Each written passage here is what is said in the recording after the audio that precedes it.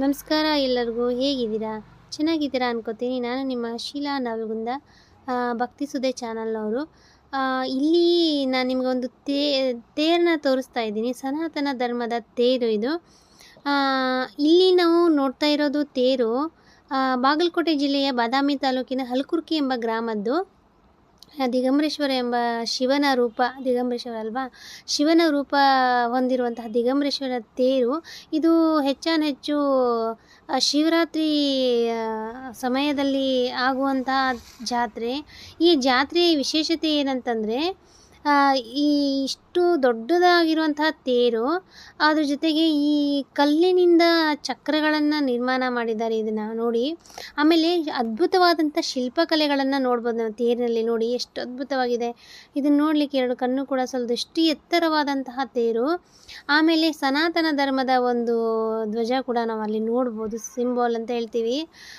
ನೋಡಿ ಚಕ್ರ ಎಷ್ಟು ದೊಡ್ಡದಾಗಿದೆ, ಅದಕ್ಕೆ ಎಷ್ಟೊಂದು ಚೆನ್ನಾಗಿ ನೀಟಾಗಿ ಸಿಂಹಗಳ ಕೆತ್ತನೆ ಕೂಡ ಮಾಡಿದ್ದಾರೆ, ನೋಡ್ಬೋದು. ರುದ್ರಾಕ್ಷಿ ಮಾಲೆಯನ್ನು ಹಾಕಿದ್ದಾರೆ, ಅದ್ಭುತ ಅಲ್ವಾ? ಶಿವನ ಪ್ರಿಯ ರುದ್ರಾಕ್ಷಿ ತುಂಬ ಚೆನ್ನಾಗಿದೆ.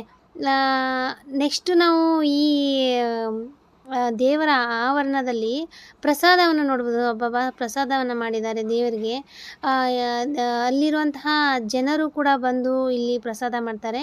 ಇದು ಕಂಟಿನ್ಯೂ ಆಗಿ 5 ದಿನ ಜಾತ್ರೆ ಇರ್ತದೆ. ಜೊತೆಗೆ 5 ದಿನವೂ ಕೂಡ ಸುತ್ತಮುತ್ತಲಿನ ಎಲ್ಲ ಹಳ್ಳಿ ಜನರು ಬಂದು ಈ ಜಾತ್ರೆಯಲ್ಲಿ ಪಾಲ್ಗೊಳ್ತಾರೆ. ಜೊತೆಗೆ 5 ದಿನ ನಾಟಕವನ್ನು ಕೂಡ ಇಲ್ಲಿ ಏರ್ಪಡಿಸಲಾಗ್ತದೆ. ಬೇರೆ ಬೇರೆ ಊರಿಂದ ನಾಟಕಗಳ ಪಾತ್ರಗಳನ್ನು ಮಾಡಲಿಕ್ಕೆ ಬಂದಿರ್ತಾರೆ.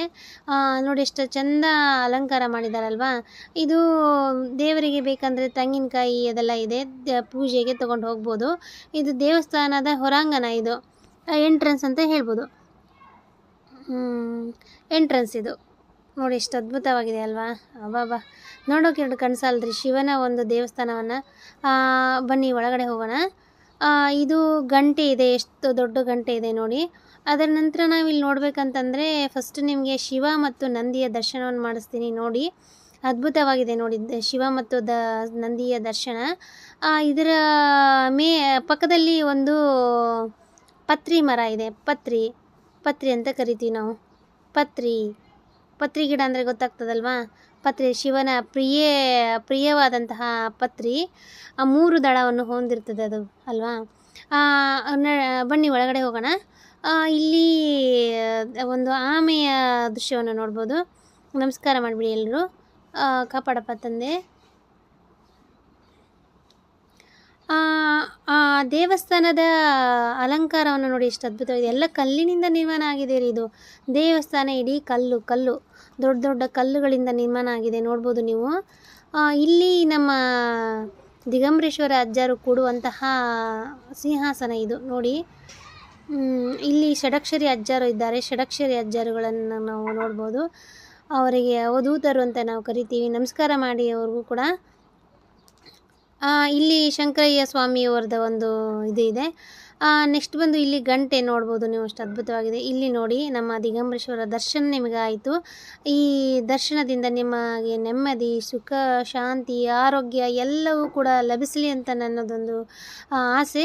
ಅದ್ರ ಜೊತೆಗೆ ದೀಪ ನೋಡಿ ಎಷ್ಟು ಚೆನ್ನಾಗಿ ಉರಿತಾ ಇದೆ ದೀಪ. ಈ ದೀಪದಂತೆ ನಿಮ್ಮ ಬಾಳು ಕೂಡ ಬೆಳಗಲಿ ಅಂತ ಹೇಳ್ತಾ, ನೆಕ್ಸ್ಟು ಇಲ್ಲಿ ದಿಗಂಬರೇಶ್ವರ ಇದರಲ್ಲಿ ದೇವಸ್ಥಾನದಲ್ಲಿ ಒಬ್ಬರು ಅಮ್ಮ ಇದ್ದಾರೆ, ಪಡಿಯಮ್ಮ ಅಂಥೇಳಿ, ಪಡಿಯಮ್ಮ ದೇವಿ.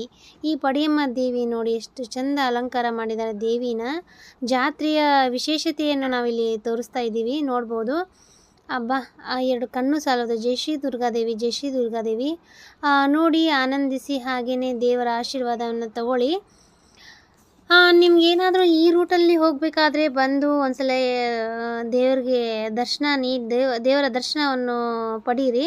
ಆಮೇಲೆ ನಾವು ಇಲ್ಲಿ ಇನ್ನೊಂದು ದೇವರನ್ನು ತೋರಿಸ್ತೀನಿ ಬನ್ನಿ. ಇದು ಮೇನಾಗಿ ಹಲಕುರ್ಕಿ ಗ್ರಾಮದ ಗ್ರಾಮ ದೇವತೆಯರು ಇವರು. ತೊಟ್ಟಿಲುಗಳನ್ನು ಕಟ್ಟಿದ್ದಾರೆ. ಇದನ್ನು ಇವಾಗ ಇದು ಮಾಡಲ್ಲ. ಯಾಕಂತಂದರೆ ಇದು ಗ್ರಾಮ ದೇವತೆಯ ಒಂದು ಜಾತ್ರೆ ಇದ್ದಾಗ ಮಾತ್ರ ಅದನ್ನು ನಾವು ನೋಡ್ಬೋದು, ಓಪನ್ ಮಾಡಿರ್ತಾರೆ ಅವಾಗ. ತೆಗೆದಿರ್ತಾರೆ. ಗ್ರಾಮ ದೇವತೆ ಬಾಗಿಲು ಹಾಕಿದ್ದೇ ಇದೆ. ಸೊ ನಾವು ಒಳಗಡೆ ಹೋಗೋಕ್ಕಾಗಲ್ಲ. ಜೈ ಶ್ರೀ ದುರ್ಗಾದೇವಿ, ದ್ಯಾಮಮ್ಮ ದುರ್ಗವ್ವ ಅಂತ ಹೇಳ್ತೀವಿ ನಾವು, ದುರ್ಗಮ್ಮ ದ್ಯಾಮಮ್ಮ ಅಂತ. ಇವರು ಆಲ್ಮೋಸ್ಟ್ ಎಲ್ಲ ಗ್ರಾಮಗಳಲ್ಲಿಯೂ ಕೂಡ ನಾವು ಗ್ರಾಮ ದೇವತೆಗಳನ್ನ.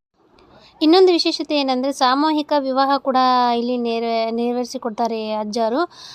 ಮತ್ತೊಂದು ವಿಡಿಯೋದಲ್ಲಿ ಸಿಗ್ತೀನಿ. ಅಲ್ಲಿವರೆಗೂ ಬಾಯ್, ಟೇಕ್ ಕೇರ್. ಸಬ್ಸ್ಕ್ರೈಬ್ ಮಾಡ್ಕೊಂಡಿಲ್ಲ ಅಂದರೆ ದಯವಿಟ್ಟು ಸಬ್ಸ್ಕ್ರೈಬ್ ಮಾಡ್ಕೊಂಡು ಶೇರ್ ಮಾಡಿ. ಹಾಗೆಯೇ ಕಮೆಂಟ್ ಹಾಕಿ ಹೇಗಿದೆ ಅಂತ. ಏನಾದರೂ ತಪ್ಪಾಗಿದೆ ಪ್ಲೀಸ್ ಕ್ಷಮಿಸಿ.